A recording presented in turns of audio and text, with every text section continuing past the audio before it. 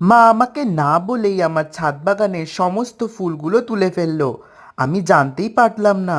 প্রথমে মা তুলেছিল সাদা গাঁদা, তারপরে সাদা চন্দ্রমল্লিকা, গোলাপি চন্দ্রমল্লিকা, আরও কত ফুল।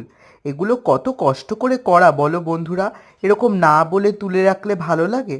আমার ভাইকে দিয়ে ভিডিও ক্যামেরা করিয়েছিল মা, আর ফুলগুলো নিজেই তুলে ফেললো আমাকে না বলে।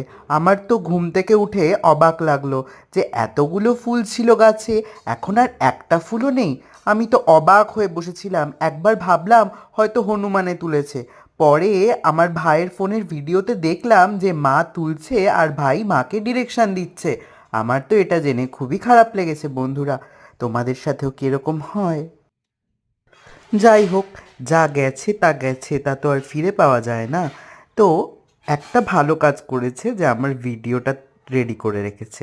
আমার এটা দেখে খুব ভালো লেগেছে, আমি আজ এডিট করেই ভিডিওটা ছাড়লাম। আর দেখো আমার কতগুলো গোলাপের কালেকশন। এগুলো ফুল আসলে আবার তোমাদের ভিডিও করে দেখাবো। আর পরের ভিডিওগুলো পেতে গেলে আমার চ্যানেলটি সাবস্ক্রাইব করতে ভুলো না।